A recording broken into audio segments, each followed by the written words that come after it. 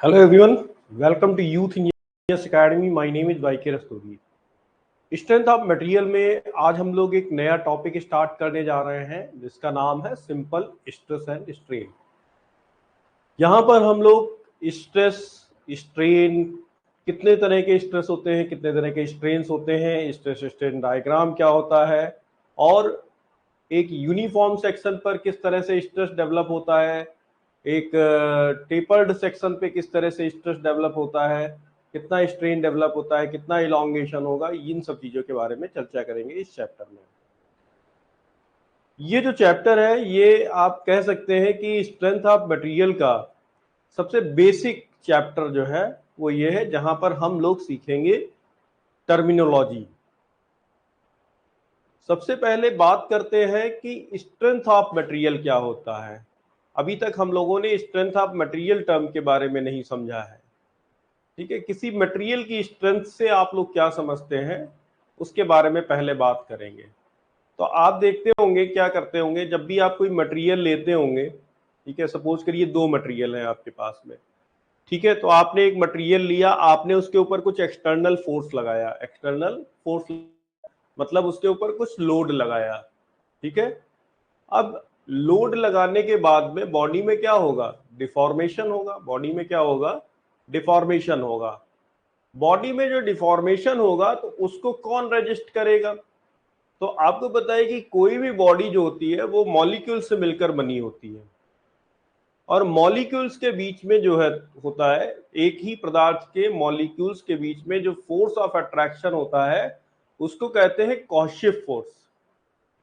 और ये जो प्रॉपर्टी है इस प्रॉपर्टी को कहते हैं कोहेशन की प्रॉपर्टी। कोहेशन का मतलब होता है ससंजन, ठीक है, और कॉसिव फोर्स का मतलब होता है ससंजन बल। तो पदार्थ के अणुओं के बीच में होता है ससंजन बल और इस ससंजन बल के कारण वस्तु जो है वो अपने ऊपर लगने वाले लोड को क्या करती है, रेजिस्ट करती है। यही रेजिस्ट जो कर रही है, जिस बल के साथ में वो रेजिस्ट करती है, उसी बल को कहा जाता है स्ट्रेंथ ऑफ मटेरियल। उसी को हम लोग क्या कहते हैं, स्ट्रेंथ ऑफ मटेरियल। आप रबर लेंगे, रबर को आप खींचेंगे, उसके ऊपर आपने क्या लगाया, फोर्स लगाया, और जब आपने एक्सटर्नल फोर्स लगाया, आपने उसको खींचा, तो खींचने पर क्या होगा, वो आसानी से खिंच जाएगा, ठीक है। वहीं पर अगर आप लोहे की छड़ ले लेंगे, ठीक है, और उसको आप खींचने की कोशिश करेंगे तो वो खींचेगा, बट उतनी आसानी से नहीं खींचेगा जितनी आसानी से कौन खींच गया, रबड़। तो आप क्या कहेंगे कि रबर और जो आपका आयरन की जो छड़ थी, इन दोनों में किसकी स्ट्रेंथ ज्यादा है, किसकी स्ट्रेंथ ज्यादा है। तो आप कहेंगे कि जो डिफॉर्मेशन को रजिस्ट किया, भाई आपने कैसे डिफॉर्म कर पाया, आपने जो डिफॉर्म किया तो उसमें जो रजिस्ट कर रहा पदार्थ ने, वो आयरन ने ज्यादा रजिस्ट किया और रबर ने कम रजिस्ट किया। तो जिसने जितना कम रजिस्ट किया उतना उसका स्ट्रेंथ ऑफ मटेरियल कम होगा और जितना जिसने ज्यादा रजिस्ट किया उतना उसका ज्यादा स्ट्रेंथ ऑफ मटेरियल होगा। क्लियर है ना। तो स्ट्रेंथ ऑफ मटेरियल, सबसे पहले टर्म हम लोग हेडिंग वगैरह कुछ डालते हैं।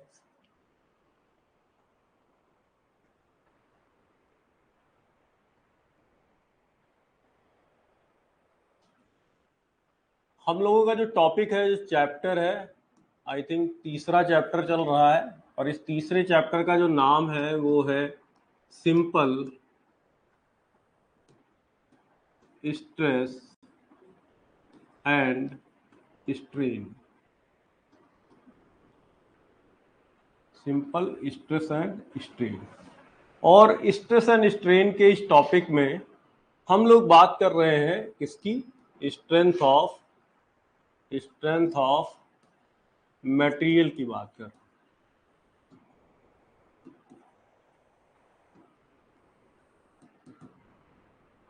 तो सिंपल स्ट्रेस एंड स्ट्रेन में हम लोग बात कर रहे हैं किसकी, स्ट्रेंथ ऑफ मटेरियल की।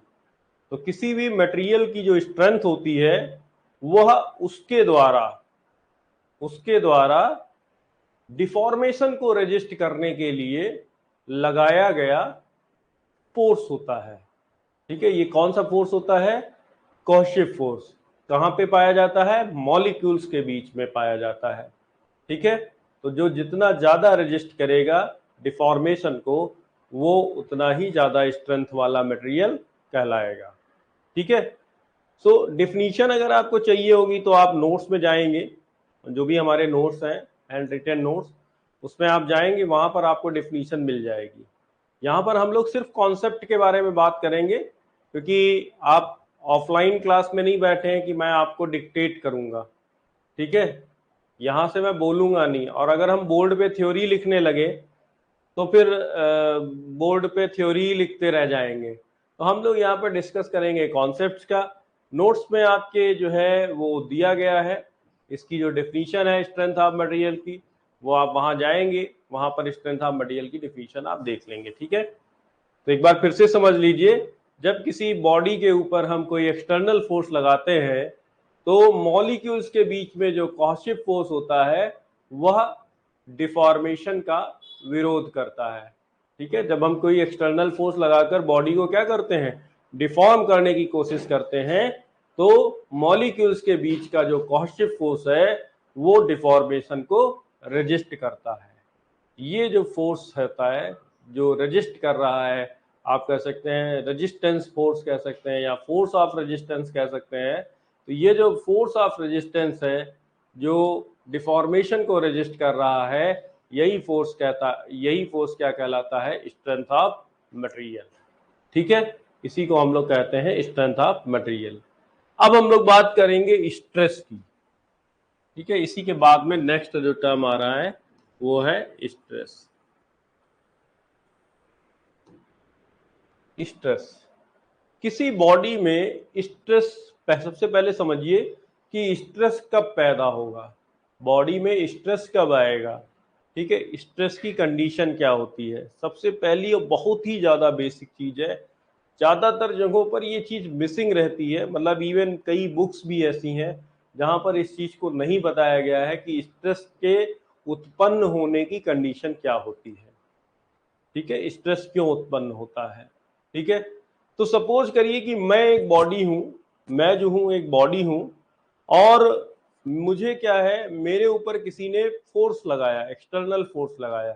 तो सपोज करिए कि मेरे इस तरफ, इस हाथ पे किसी ने एक्सटर्नल फोर्स लगाया, तो जो अगर फोर्स लगाया है, तो अगर ये फोर्स जो है, जो भी एक्सटर्नल फोर्स लगा है, ये मेरे इनर्शिया से कम होगा, मेरे इनर्शिया से क्या होगा? कम होगा, तो मैं चलूंगा नहीं, मैं अपनी जगह पे स्थिर रहूंगा। मैं ये कहूंगा कि इस फोर्स ने मुझे मूव करने की कोशिश की, मुझे मोशन देने की कोशिश की। ठीक है, लेकिन अगर इस फोर्स, ये जो फोर्स आप लगा रहे हैं, ये मेरे इनर्शिया से ज्यादा है, तो मैं क्या करूंगा? मैं इस तरफ चल दूंगा। ठीक है, इस डायरेक्शन में क्या कर जाऊंगा? मूव कर जाऊंगा। ठीक है, मैकेनिक्स में आपको बताया होगा, सर ने बताया होगा कि किसी भी बॉडी के ऊपर लगने वाला फोर्स यदि बॉडी के इनर्शिया से अधिक होता है तो वो एक स्टेशनरी बॉडी को मूव करा सकता है, या फिर एक मूविंग बॉडी को रेस्ट में ला सकता है। ठीक है, इसी तरह से अगर लगाया गया फोर्स बॉडी के इनर्शिया से कम है, तो वह बॉडी की स्थिति में परिवर्तन करने का वो सिर्फ प्रयास करेगा, वो बॉडी की स्थिति को परिवर्तित नहीं कर पाएगा। मतलब अगर बॉडी मोशन में है तो फिर वो मोशन में ही रहेगी, और अगर बॉडी रेस्ट की कंडीशन में है तो बॉडी रेस्ट की कंडीशन में रहेगी। तो ये तो दो चीजें हो गई।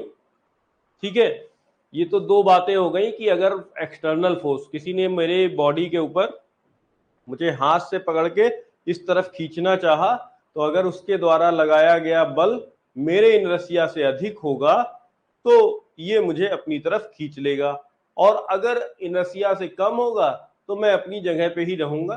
सपोज करिए कोई बच्चा खींच रहा है, अगर कोई छोटा बच्चा खींच रहा है तो हम उसका लगाया, वो छोटा सा बच्चा है, कितना फोर्स लगा पाएगा? तो मैं अपनी जगह पर रहूंगा। ठीक है, तो उस केस में मुझे किसी तरह का कोई स्ट्रेस नहीं होने वाला है, ये स्ट्रेस की कंडीशन नहीं होती है। अब स्ट्रेस की कंडीशन क्या हुई? सपोज करो कोई दो व्यक्ति हैं जो दोनों तरफ से मेरे ऊपर फोर्स लगा रहे हैं, दोनों तरफ से मेरे ऊपर फोर्स लगा रहे हैं, इस तरफ से भी लगा रहे हैं और इस तरफ से भी लगा रहे हैं। अगर दोनों तरफ से फोर्स लगाएंगे तो मैं अगर जाने की भी स्थिति में हुआ, ठीक है, मेरे इनर्शिया से अधिक फोर्स लग भी रहा है, तो उस केस में भी मैं अगर जाने की स्थिति में रहा तो भी मेरे ऊपर जो बल लग रहे हैं वो किसमें है, इक्विलिब्रियम में है। किसमें है, इक्विलिब्रियम में है। एक इस तरफ लग रहा है लेफ्ट हैंड साइड, एक राइट हैंड साइड लग रहा है, तो मैं किसमें हूं, मैं हूं इक्विलिब्रियम में। ठीक है, मैं स्टैटिक इक्विलिब्रियम में हूं। मतलब यहां पर देखिए एक बॉडी है, ठीक है, सपोज करिए कि ये एक बॉडी है और इस पर मैंने इस तरफ से एक फोर्स लगाया है P और इस तरफ से भी एक फोर्स लगाया है P। ठीक है, तो ये दोनों फोर्सेज जो है एक दूसरे को क्या कर रहे हैं, बैलेंस कर रहे हैं। इस बैलेंसिंग की वजह से बॉडी जो है वो कहीं मूव नहीं कर रही है, बॉडी कहीं मूव नहीं कर रही, क्योंकि आप अगर देखेंगे तो स्टैटिक इक्विलिब्रियम की इक्वेशंस मैंने भी आपको पढ़ाई हैं, summation F x is equals to zero, summation F y is equals to zero and summation M is equals to zero. तो एम वाला तो रोटेशन के लिए होता है कि बॉडी अपनी जगह पर रोटेट ना करे, ठीक है, और एक्स डायरेक्शन और वाई डायरेक्शन में जो फोर्सेस को बैलेंस किया गया है उनका एल्जेब्रिक सम जीरो किया गया है। उसका मतलब है कि बॉडी एक्स डायरेक्शन में ना मूव करेगी, ना ही वाई डायरेक्शन में मूव करेगी, तो मतलब किसी भी डायरेक्शन में नहीं मूव करेगी एक प्लेनर बॉडी। अब यहां पर अगर एक कंडीशन आप देखिए तो एक फोर्स भी इस तरफ से लग रहा है, एक फोर्स भी इस तरफ से लग रहा है। अगर मेरे तरफ मुझे पकड़ के हाथों से इधर खींचा जाए और इधर खींचा जाए तो क्या होगा, तो मेरे कंधों पर एक दबाव आएगा। मेरे जो कंधे होंगे ना वो इस रजिस्ट को क्या, इस ये जो मुझे खींचा जा रहा है, जो मुझे पुल किया जा रहा है, उसको क्या करेंगे, रजिस्ट करेंगे।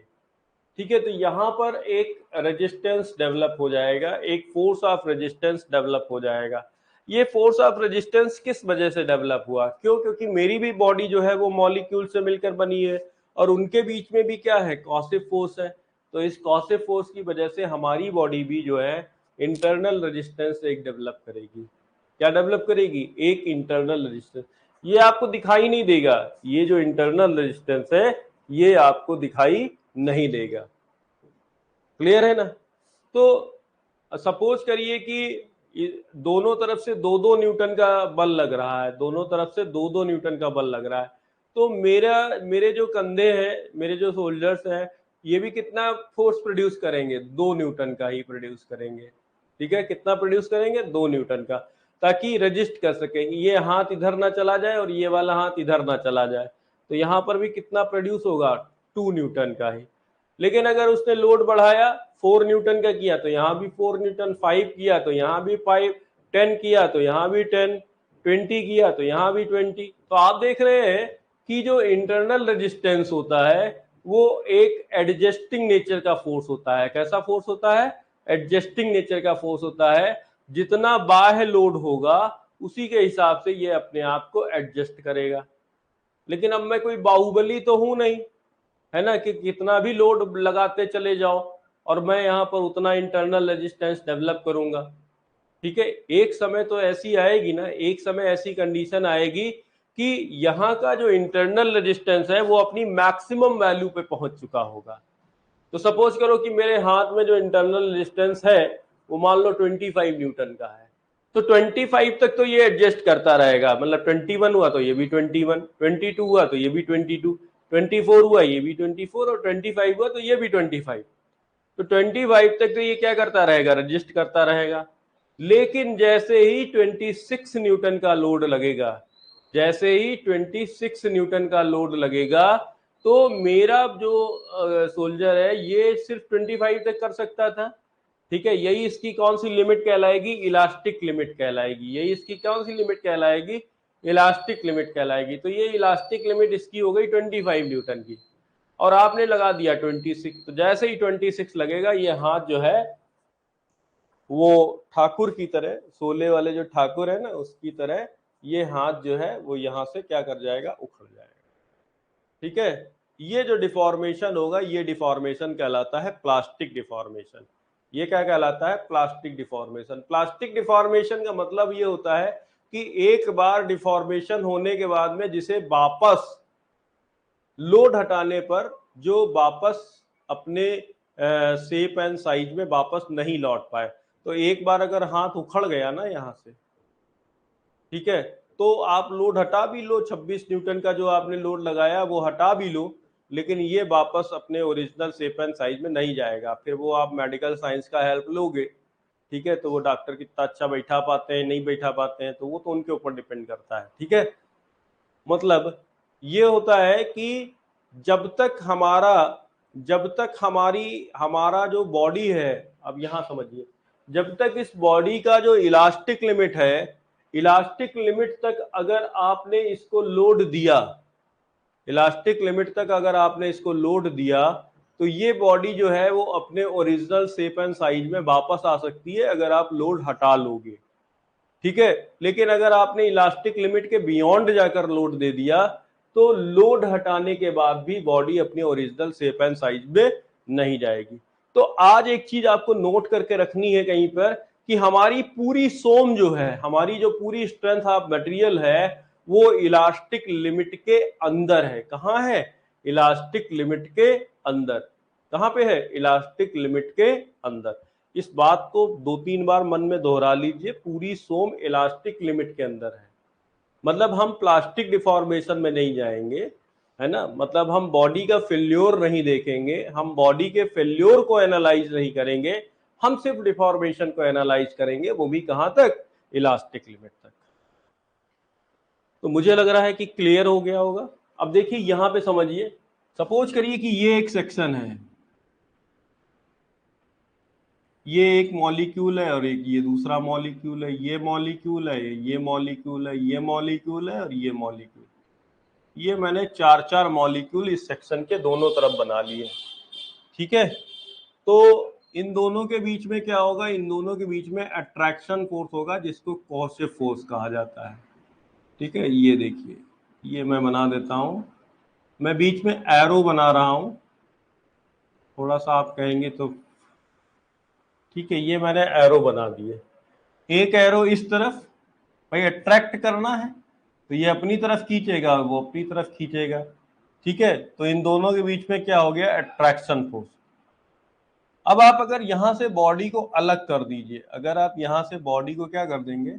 अलग कर देंगे। ये बॉडी आपने इतनी अलग कर दी और ये बॉडी इतनी आपने अलग कर दी, तो इधर फोर्स कितना लग रहा है? P, और इधर फोर्स कितना लग रहा है? P।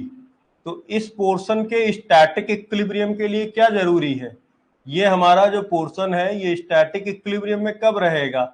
जब इंटरनल रेजिस्टेंस जो है, जब इंटरनल रेजिस्टेंस जो है वो किसके बराबर होगा? P के बराबर होगा। और इंटरनल रेजिस्टेंस P के बराबर कब तक रहेगा? जब तक बॉडी किस में रहेगी? जब तक बॉडी किस में रहेगी? इलास्टिक लिमिट में रहेगी। जब तक बॉडी किस में रहेगी? इलास्टिक लिमिट में रहेगी। अगर बॉडी इलास्टिक लिमिट से बाहर चली गई तो उधर वाला फोर्स कितना हो गया? 26, और हमारा इंटरनल रेजिस्टेंस कितना है? 25, ठीक है। तो मतलब बाहर वाला लोड जो है वो ज्यादा हो गया है, और अंदर का तो इंटरनल रेजिस्टेंस हर बॉडी का क्या होगा? फिक्स होगा, है ना, उसके बियॉन्ड तो नहीं जा सकती ना बॉडी। हर बॉडी का जो भी मटेरियल होगा, हर मटेरियल की अपनी एक स्ट्रेंथ होगी, और उसी स्ट्रेंथ के हिसाब से ही वो क्या कर पाएगा?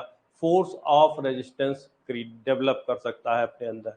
अगर कोई बाहरी फोर्स जो है वो आपको डिफॉर्म करने की कोशिश करेगा, तो आप एक फोर्स ऑफ रेजिस्टेंस डेवलप करेंगे, वही आपकी क्या कहलाती है? स्ट्रेंथ कहलाती है। उसी को क्या कहते हैं? स्ट्रेंथ कहते हैं। तो अभी जो भी बात कर रहे हैं ना, वो सिर्फ स्ट्रेंथ की बात कर रहे हैं। अभी हम लोगों ने कोई भी बात अभी स्ट्रेस की नहीं की है। लेकिन मैंने आपको एक कंडीशन जरूर बताई है कि स्ट्रेस कब डेवलप होगा। स्ट्रेस कब डेवलप होगा? जब बॉडी स्टैटिक इक्विलिब्रियम की कंडीशन में होगी, तभी क्या होगा? तभी उस बॉडी के ऊपर स्ट्रेस डेवलप होगा। अदरवाइज कोई 25 न्यूटन का फोर्स इधर लगाए तो मैं इधर चला जाऊंगा, है ना, मैं क्यों स्ट्रेस डेवलप करूंगा? स्ट्रेस तब डेवलप होता है, देखिए आपको भी स्ट्रेस आता है, आप तनाव होता है ना, तनाव, स्ट्रेस, मतलब वैसे तो यहाँ पर स्ट्रेस को प्रतिबल कहते हैं हिंदी में, बल का प्रतिबल, ठीक है। लेकिन वैसे तो नॉर्मल अगर आप कहेंगे कि ना आज मेरे को बहुत ज्यादा स्ट्रेस हुआ, आज मेरे को बहुत ज्यादा स्ट्रेस हुआ, तो स्ट्रेस का मतलब क्या हुआ? कि आपको बहुत ज्यादा तनाव उत्पन्न हुआ। तो तनाव कब उत्पन्न होता है? जब कहीं आपको कोई रास्ता दिखाई नहीं देता है। अगर आपको रास्ता दिखाई दे, तो आपको स्ट्रेस डेवलप नहीं होगा। अगर आपके पास ऑप्शंस होंगे ना तो स्ट्रेस डेवलप नहीं होगा। स्ट्रेस कब डेवलप होता है? जब आपके पास कोई रास्ता नहीं है, कोई इधर से भी खींच रहा है 5 न्यूटन से, इधर से भी कोई खींच रहा है 5 न्यूटन से, तो मैं तो बीच में फंसा हुआ हूं ना, तभी तो मेरे को स्ट्रेस डेवलप हुआ। मैं तो कहीं जा नहीं पा रहा हूं, तो मेरे को क्या डेवलप हो गया? मेरे को भी स्ट्रेस डेवलप हो गया। ठीक है, तो स्ट्रेस जो होता है, स्ट्रेस डेवलप होने की सबसे पहली कंडीशन होती है कि बॉडी किस में होनी चाहिए? बॉडी किस में होनी चाहिए? स्टैटिक इक्विलिब्रियम में होनी चाहिए। तो मैं यहाँ पर कंडीशन लिख देता हूं कि किसी भी बॉडी में स्ट्रेस कब डेवलप होगा? When body is in static equilibrium. Body किस में होगी? स्टैटिक इक्विलिब्रियम में होगी, तो ही उसमें स्ट्रेस डेवलप होगा। ठीक है, अदरवाइज स्ट्रेस डेवलप नहीं होगा। अब स्ट्रेस क्या होता है, ये सारी बातें तो समझ ली। ठीक है, ये सारी बातें समझ ली। अच्छा, इंटरनल रेजिस्टेंस P के बराबर क्या होगा? कब तक कब रहेगा? व्हेन बॉडी इज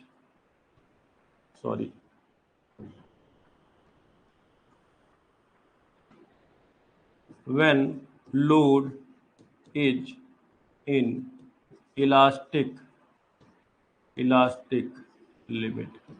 जब तक हमारा लोड जो है वो इलास्टिक लिमिट के अंदर रहेगा, तब तक इंटरनल रेजिस्टेंस जो है वो लोड के क्या होगा? इक्वल होगा। इसके बराबर होगा, इक्वल लोड के बराबर होगा।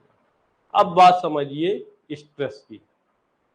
ठीक है, तो स्ट्रेस को समझने के लिए आपको दो चीजें समझनी पड़ेंगी। ठीक है, स्ट्रेस को समझने के लिए आपको दो चीजें समझनी पड़ेंगी। एक है इंटरनल रेजिस्टेंस। इंटरनल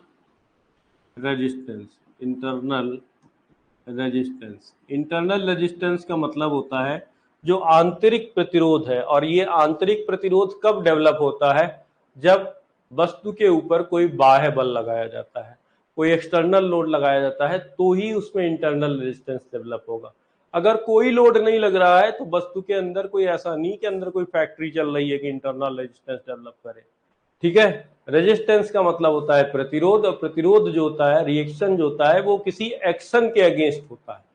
तो अगर आपने बॉडी के ऊपर कोई एक्सटर्नल लोड नहीं लगाया हुआ है, तब तक उसमें कोई भी इंटरनल रेजिस्टेंस नहीं डेवलप होगा। दूसरा होता है रेजिस्टिंग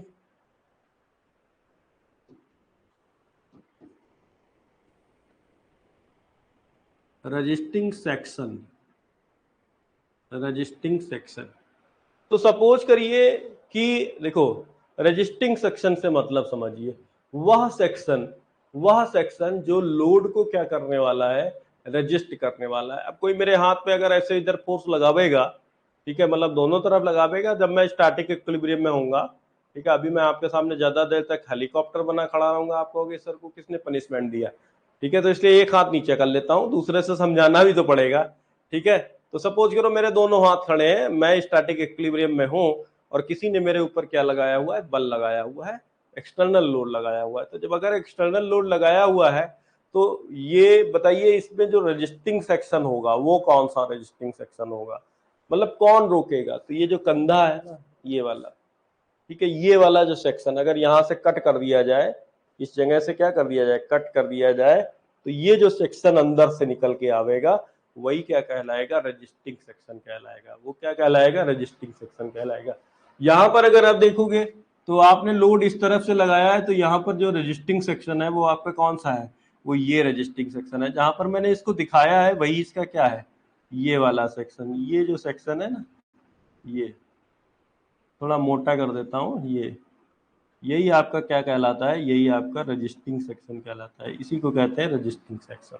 तो दो चीजें आपको समझनी पड़ेंगी, एक तो इंटरनल रेजिस्टेंस और एक दूसरा होता है रजिस्टिंग सेक्शन।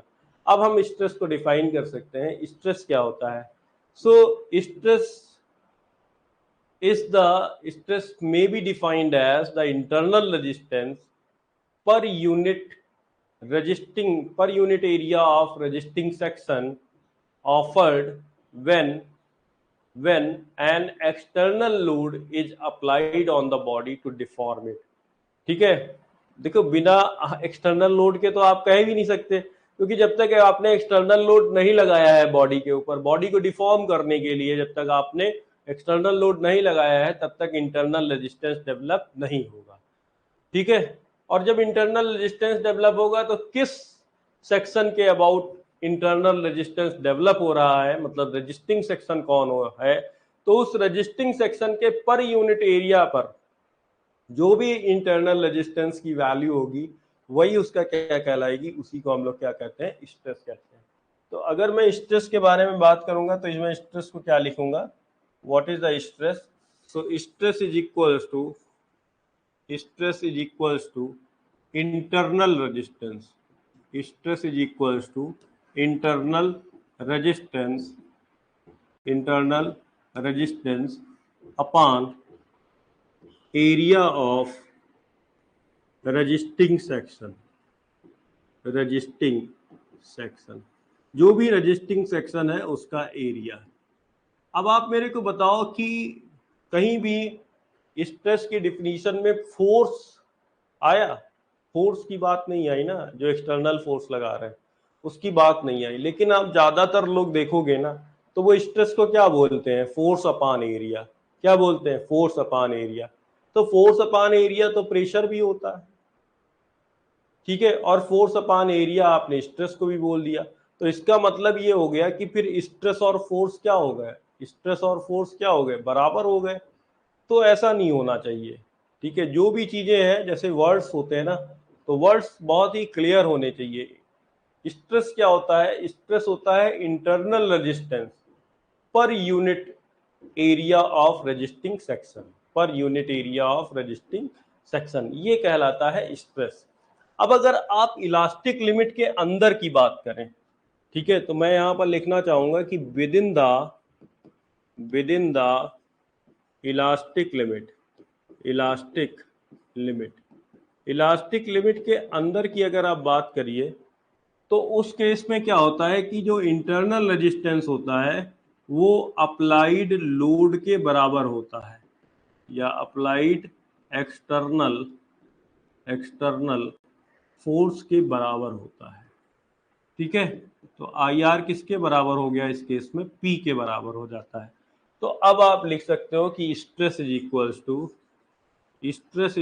टू, अब आप इंटरनल रेजिस्टेंस को क्या लिख सकते हैं, एक्सटर्नल फोर्स लिख सकते हैं। क्या लिख सकते हैं, एक्सटर्नल फोर्स।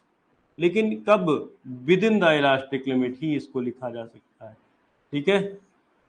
और ये एरिया ऑफ रेजिस्टिंग सेक्शन, तो सिंपल एरिया भी बोल सकते हैं, लेकिन लिख सकते हैं, बोलना जब भी होगा तो आप ये बोलेंगे जरूर, ठीक है। तो यहां से आ जाता है P अपॉन A। तो स्ट्रेस का जो सिंबल दिया गया है, स्ट्रेस को जो सिंबल दिया गया है वो दिया गया है सिग्मा। स्ट्रेस को जो सिंबल दिया गया है वो दिया गया है सिग्मा। तो sigma is equals to P upon A, ठीक है। सो ये आपका कहानी है किसका, स्ट्रेस का। तो आई थिंक समझ में आया होगा। एक बार कमेंट बॉक्स में ओके टाइप कर दीजिए ताकि लगे कि हाँ आपको समझ में आ गया है, और अगर कोई डाउट हो तो डाउट लिख दीजिएगा।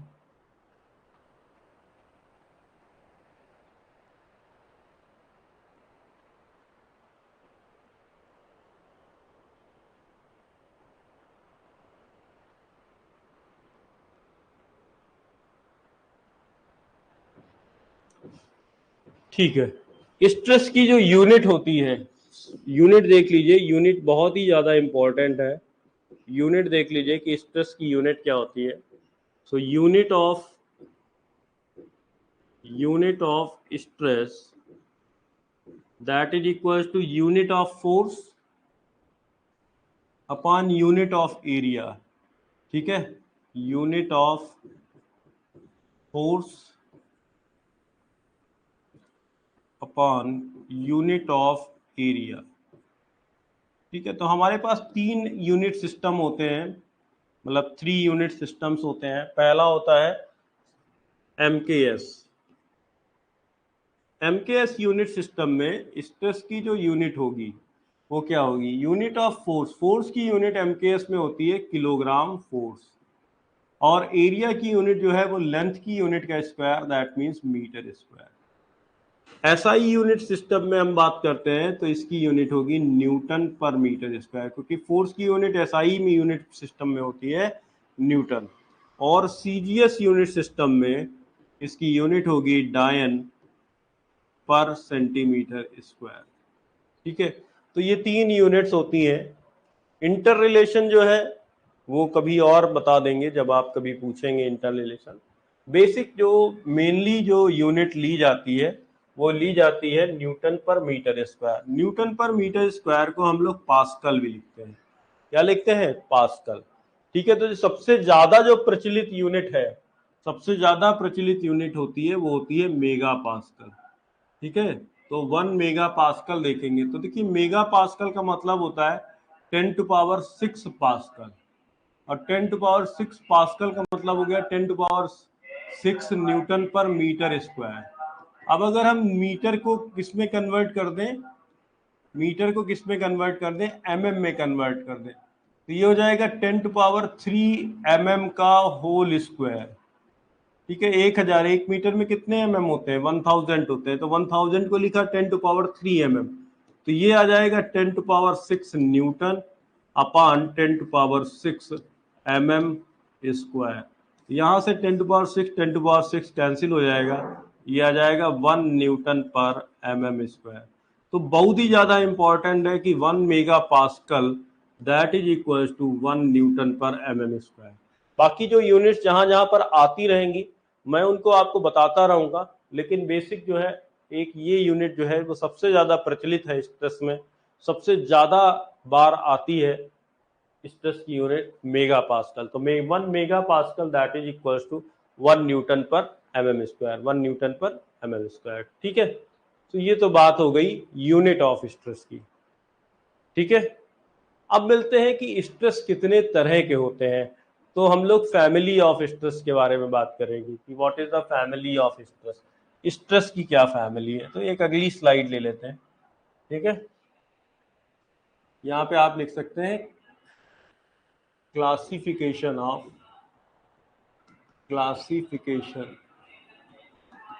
Of stress.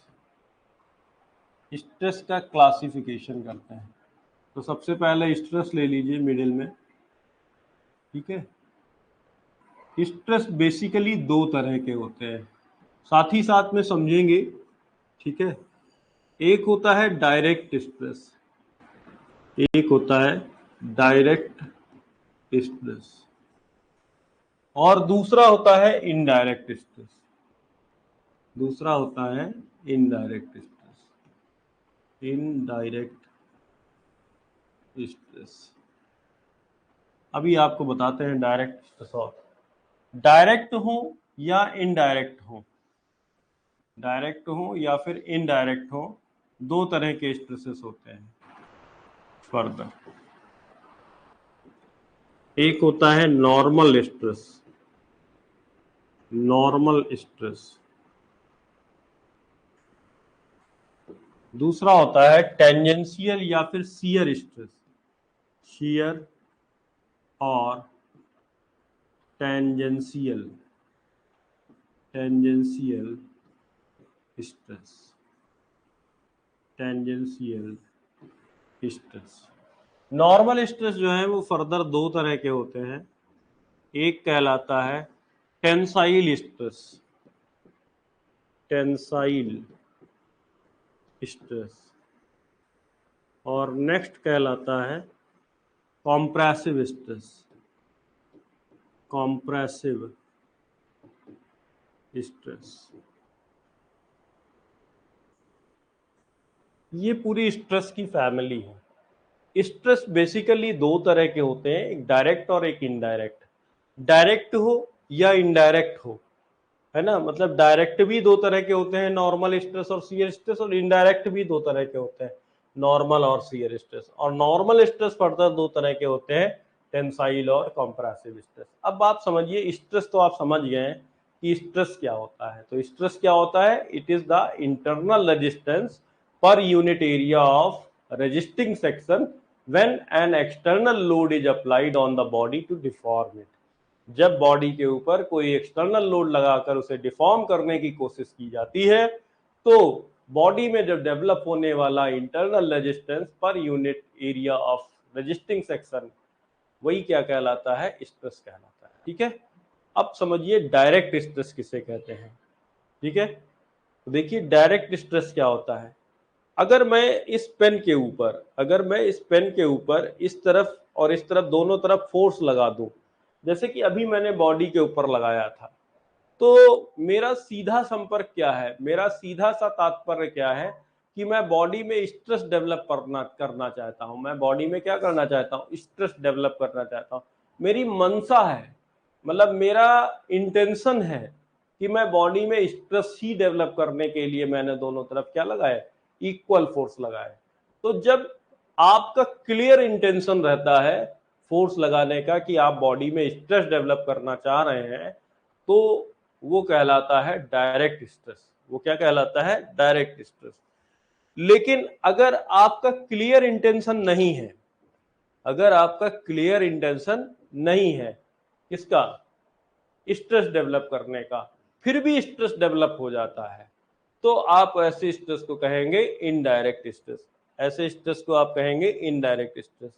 ठीक है, तो मैं कुछ ऑब्जेक्ट देख रहा था ताकि मैं आपको समझा सकूं कि इनडायरेक्ट स्ट्रेस किसे कहते हैं। चलिए, ये ज्यादा अच्छा है। अब आप ये देखिए, आप इसे अपनी तरफ से देखेंगे, आपको जो दिखाई दे रहा होगा, तो वो आपको एक सीट ऐसी, ये रजिस्टर है, बेसिकली एक छोटा सा रजिस्टर है, डे बुक बोलते हैं इसको। ठीक है, लेकिन आप इसको इस तरफ से देखेंगे, ठीक है, तो आपको एक रॉड ऐसी दिखाई दे रही है। ठीक है, रॉड दिखाई दे रही है। अब जब ये रॉड दिखाई दे रही है, या फिर आप इसको ऐसा रजिस्टर ही मान लीजिए, चलिए, ठीक है, ये एक बॉडी है, और अगर इस बॉडी को मैं बेंड करूं, इस बॉडी को मैं क्या करूं, बेंड करूं, तो इस बॉडी को बेंड करने पर इस बॉडी में स्ट्रेसेस डेवलप होंगे। क्या डेवलप होंगे, स्ट्रेसेस डेवलप होंगे। ठीक है, तो ये मैं स्ट्रेस डेवलप करना नहीं चाहता हूं, मैं तो बॉडी को क्या करना चाहता हूं, बेंड करना चाहता हूं। मैं बॉडी को क्या करना चाहता हूं, बेंड करना चाहता हूं। लेकिन मेरे बेंडिंग करने से, मेरे बॉडी को बेंड करने से मुझे क्या डेवलप हो गया, स्ट्रेस डेवलप हो गया। तो ये जो स्ट्रेस होगा, ये मेरे इंटेंशनली स्ट्रेस डेवलप करने की कोशिश नहीं की है, इसलिए ये स्ट्रेस कहलाता है इनडायरेक्ट स्ट्रेस। कैसा कहलाता है, इनडायरेक्ट। कभी कभी क्या होता है ना कि आपका फ्रेंड आपसे कुछ ऐसा बोल जाता है या कुछ ऐसा कर जाता है जिसकी वजह से आपको स्ट्रेस डेवलप होता है। तो अगर आपके फ्रेंड का इंटेंशन था, है ना, कि आपको स्ट्रेस देना, तो वो स्ट्रेस कहलाएगा डायरेक्ट। लेकिन आपका फ्रेंड नहीं जानता था कि वो कुछ ऐसा करेगा तो आपको स्ट्रेस हो जाएगा, तो ऐसा होता है इनडायरेक्ट स्ट्रेस। ठीक है, मतलब जब किसी वस्तु का या व्यक्ति का क्लियर इंटेंशन होता है कि वो बॉडी में स्ट्रेस डेवलप करना चाहता है, तो वो कहलाता है डायरेक्ट स्ट्रेस। और अगर उसका इंटेंशन नहीं था, वो कुछ और काम कर रहा था और स्ट्रेस डेवलप हो गया, तो ऐसा स्ट्रेस कहलाता है इनडायरेक्ट स्ट्रेस। अब किसी भी बॉडी के ऊपर स्ट्रेस डेवलप करने के लिए हम बॉडी के ऊपर क्या लगाते हैं, एक्सटर्नल फोर्स। स्ट्रेस की डिफिनीशन में ही है ना, when a external load is applied on the body to deform it. जब हम बॉडी के ऊपर कोई एक्सटर्नल बल लगा के उसे डिफॉर्म करने की कोशिश करते हैं, तभी उसमें क्या डेवलप होता है, स्ट्रेस डेवलप होता है। तो लोड कितने तरह से आप लगा सकते हैं बॉडी पर। एक तो तरीका था जो मैंने अभी आपको लगा के दिखाया, एक तरीका था जो मैंने अभी आपको ऊपर लगा के दिखाया। ठीक है, सॉरी,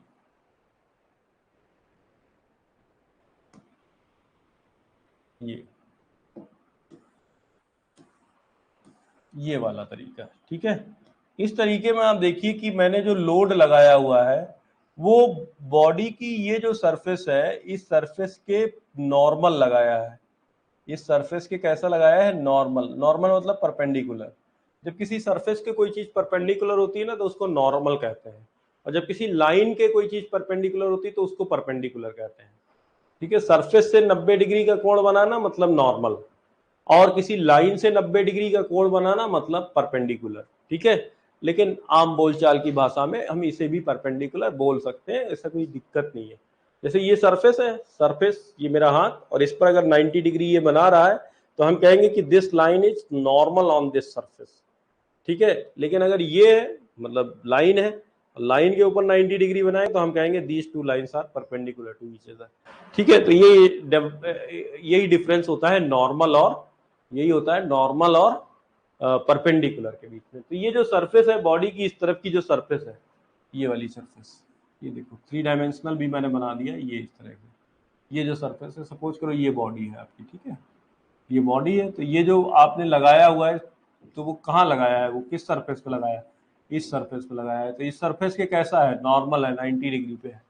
तो ये जो फोर्स होगा ये कहलाता है, इसके वजह से जो स्ट्रेस डेवलप होगा वो कहलाएगा नॉर्मल स्ट्रेस। क्या कहलाएगा, normal stress. When the force is applied, when the force, या फिर आप ये भी कह सकते हैं कि when the resisting section, when the resisting section is normal to the applied external force, ठीक है, then the stress develop is known as normal stress. ठीक है, तो जो रेजिस्टिंग सेक्शन होता है, तो आपका ये भी रेजिस्टिंग सेक्शन है, ये वाला, तो ये भी तो ऐसे ही सेक्शन है, रेजिस्टिंग सेक्शन। तो रेजिस्टिंग सेक्शन के और एक्सटर्नल लोड जो है वो एक दूसरे से कितने डिग्री पर है, 90 डिग्री पर है। तो हम ऐसे स्ट्रेस को कहते हैं, ऐसे स्ट्रेस को कहते हैं नॉर्मल स्ट्रेस। क्या कहेंगे, नॉर्मल स्ट्रेस। ठीक है, ये हो गया आपका नॉर्मल स्ट्रेस। नॉर्मल स्ट्रेस का मतलब होता है, नॉर्मल स्ट्रेस का मतलब होता है रेजिस्टिंग सेक्शन, या आप ऐसे कह सकते हैं external load is normal to resisting section.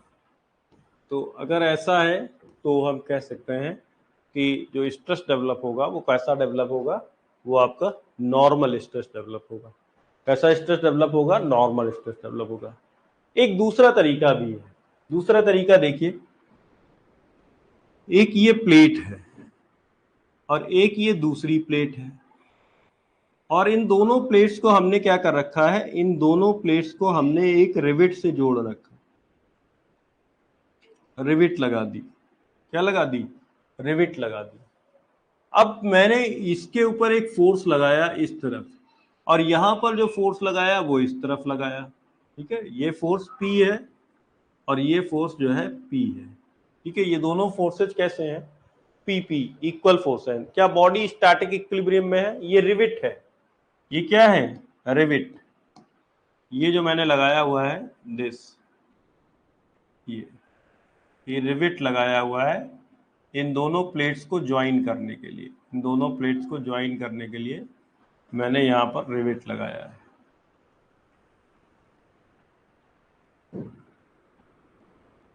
इन दोनों प्लेट्स को ज्वाइन करने के लिए मैंने यहाँ पे रिवेट लगाया हुआ है। ठीक है, अभी आपको क्लियरली दिख रहा होगा। अब मैंने P फोर्स इस प्लेट पे लगाया और P फोर्स इस प्लेट पे लगाया। मुझे ये बताओ कि कौन सा सेक्शन होगा जो रेजिस्टिंग सेक्शन होगा, कौन सा सेक्शन होगा जो रेजिस्टिंग सेक्शन होगा। तो ये जो रिवेट है ना, ये जो रिवेट, ये रिवेट की जो है ये बॉडी जो है, जो शैंक कहलाती है, ये रिवेट है। तो इसका ये वाला जो सेक्शन होगा, ये कौन सा सेक्शन कहलाएगा, यही सेक्शन कहलाएगा रेजिस्टिंग सेक्शन, यही सेक्शन कहलाएगा रेजिस्टिंग सेक्शन। देखिए ये वाला सेक्शन, ये मैंने ये वाला सेक्शन, ये सेक्शन क्या, अगर आप दोनों प्लेट्स को खींचेंगे तो कौन रोकेगा, उसे रेजिस्ट कौन करेगा, उसे रेजिस्ट करेगा रिवेट का ये वाला पोर्शन। तो अब मेरे को बताओ कि ये जो दोनों फोर्स है वो इस सेक्शन पर कैसे हैं, इस रेजिस्टिंग सेक्शन पर कैसे हैं। तो वो इस रेजिस्टिंग सेक्शन पर कैसे हैं, टेंजेंशियल। कैसे हैं, टेंजेंशियल, स्पर्शीय। कैसे हैं, स्पर्शीय। तो हम कह सकते हैं कि यहाँ पर जो स्ट्रेस डेवलप होगा वो कौन सा स्ट्रेस डेवलप होगा, शियर स्ट्रेस या फिर टेंजेंशियल स्ट्रेस। कौन सा स्ट्रेस डेवलप होगा, शियर स्ट्रेस या फिर टेंजेंशियल स्ट्रेस। इसका मतलब ये है कि शियर स्ट्रेस की कंडीशन क्या है, शियर स्ट्रेस कब डेवलप होगा, when external load is tangential to resisting section.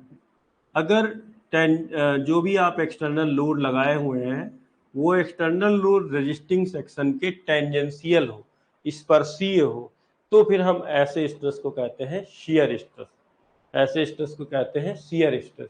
अब जो शियर स्ट्रेस होता है, शियर स्ट्रेस को हम लोग जो डिनोट करते हैं वो अलग सिंबल से डिनोट करते हैं, ठीक है। तो शियर स्ट्रेस को डिनोट किया जाता है टाउ से, और होगा ये भी with in the elastic limit. जो इंटरनल रेजिस्टेंस होगा, यहाँ पर जो इंटरनल रेजिस्टेंस डेवलप होगा वो अप्लाइड लोड के क्या होगा, बराबर होगा अपान जो एरिया होगा, वो एरिया जो है कौन सा एरिया होगा, ये वाला एरिया, ये जो टेंजेंशियल एरिया है ये, ठीक है। तो फॉर्मूला वही है, मतलब वहां पर sigma is equals to P upon A है, लेकिन वहां पर जो ए है वो रेजिस्टिंग सेक्शन जो है वो अप्लाइड लोड के कैसा है, नॉर्मल है, और यहाँ पर जो रेजिस्टिंग सेक्शन है वो अप्लाइड लोड के कैसा है, टेंजेंशियल है। तो अलग अलग एरिया की बात करेंगे। यहाँ पर देखो इस एरिया की बात नहीं की गई है, ये वाला एरिया नहीं बात किया गया है, यहाँ पर ये वाला एरिया ए है, ठीक है। यहाँ पर वो एरिया नहीं है ए, यहाँ पर ये वाला एरिया ए है, ठीक है।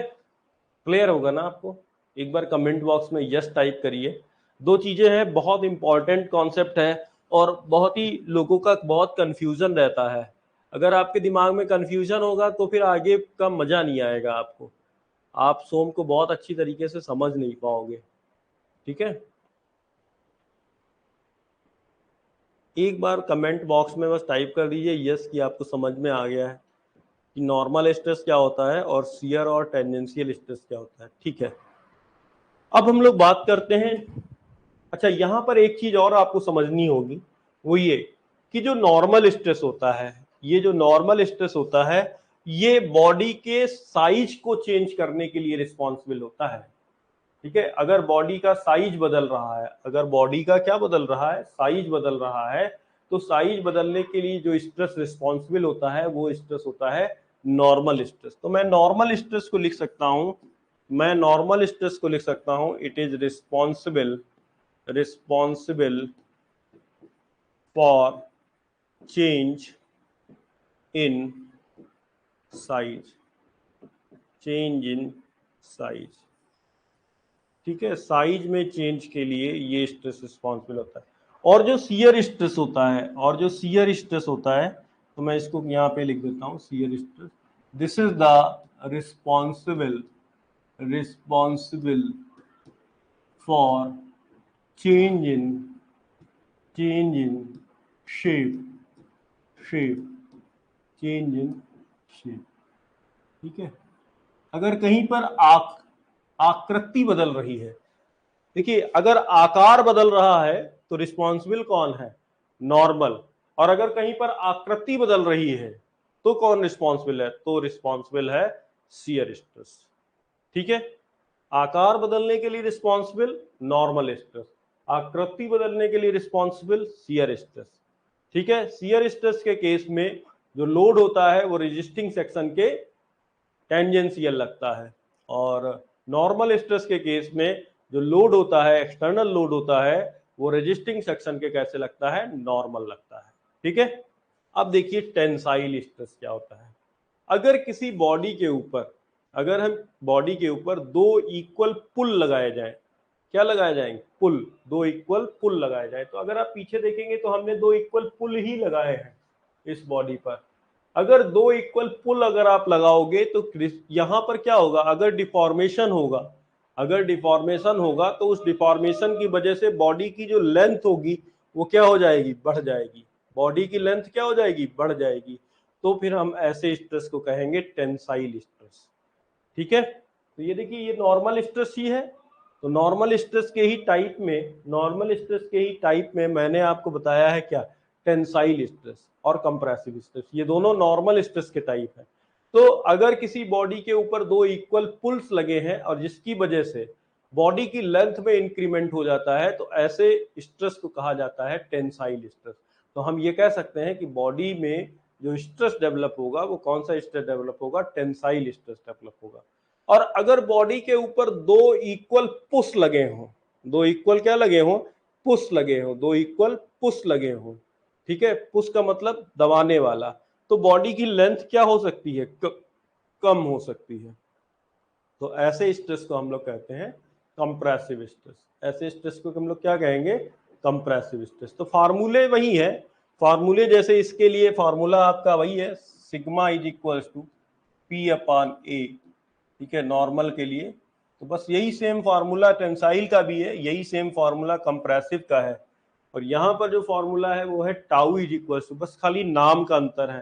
टाउ का मतलब हो गया शियर स्ट्रेस और सिग्मा का मतलब हो गया नॉर्मल स्ट्रेस, एक तरीके से आप ये ले सकते हैं। ठीक है, सो इस तरह से आज के लेक्चर में हम लोगों ने देखा कि स्ट्रेंथ ऑफ मटेरियल क्या होता है। ये सबसे पहली चीज समझी, स्ट्रेंथ, जो चीज पढ़ने जा रहे हैं अगर हमें उसके बारे में ही नहीं पता है तो फिर हम क्या आगे पढ़ेंगे। ठीक है, तो सबसे पहले हम लोगों ने समझा कि स्ट्रेंथ ऑफ मटेरियल क्या होती है, फिर हम लोगों ने समझा कि स्ट्रेस क्या होता है। ठीक है, फिर हम लोगों ने देखा कि स्ट्रेस को हम लोग P अपान A कैसे लिख लेते हैं, मतलब स्ट्रेस तो होता है internal resistance per unit area, तो उसको हम लोग applied load per unit area कैसे लिख लेते हैं, क्योंकि हमारा पूरा जो सोम है वो किसमें है, with in the elastic limit है, और with in the elastic limit applied load और इंटरनल रेजिस्टेंस कैसे होते हैं, बराबर होते हैं, जिसकी वजह से हम लोग सिग्मा को P अपान A लिख सकते हैं। ठीक है, उसके बाद में फिर हम लोगों ने स्ट्रेस की पूरी फैमिली को समझा कि स्ट्रेस क्या क्या स्ट्रेसेस होते हैं, कौन कौन से स्ट्रेसेस होते हैं। ठीक है, और रजिस्टिंग सेक्शन कैसे पहचानते हैं कि कौन सा सेक्शन जो है वो रजिस्टिंग सेक्शन कहलाता है। ठीक है, और लोड अगर रजिस्टिंग सेक्शन के नॉर्मल है तो नॉर्मल स्ट्रेस, और लोड अगर रजिस्टिंग सेक्शन के टेंजेंशियल है तो शियर स्ट्रेस या फिर टेंजेंशियल स्ट्रेस। ठीक है, हिंदी वाले नाम आप शायद जानते होंगे।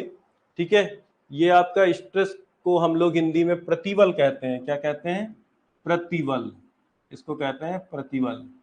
ठीक है, डायरेक्ट का मतलब होता है डायरेक्ट का मतलब होता है प्रत्यक्ष, प्रत्यक्ष, तो ये हो गया प्रत्यक्ष प्रतिबल, और ये हो गया अप्रत्यक्ष, अप्रत्यक्ष। ठीक है, अप्रत्यक्ष। उसके अंदर नॉर्मल स्ट्रेस का मतलब हो गया लंब प्रतिबल, या आप इसको नॉर्मल भी कह सकते हैं, हिंदी में भी नॉर्मल कहा जा सकता है, लंब या फिर नॉर्मल प्रतिबल। ठीक है, और शियर स्ट्रेस को कहते हैं कर्तन प्रतिबल, इसको कर्तन या स्पर्शीय भी कहा जाता है, स्पर्शीय, स्पर्शीय। इसको हिंदी में तनन प्रतिबल कहते हैं, टेंसाइल स्ट्रेस को हिंदी में तनन प्रतिबल कहते हैं, और कंप्रेसिव को हिंदी में संपीडन प्रतिबल कहते हैं, संपीडन प्रतिबल कहते हैं। ठीक है, तो ये आप पूरी प्रतिबल की फैमिली से भी आप मिल लिए। ठीक है, तो आज के लेक्चर में स्ट्रेंथ ऑफ मटेरियल, स्ट्रेस क्या होता है, और स्ट्रेस की पूरी फैमिली में कौन कौन से स्ट्रेस होते हैं उनको हम लोगों ने डिटेल में देखा। कल के लेक्चर में मैं स्ट्रेन पढ़ाऊंगा आपको, और स्ट्रेस स्ट्रेन डायग्राम के बारे में हम लोग डिस्कस करेंगे। तब तक के लिए थैंक यू वेरी मच।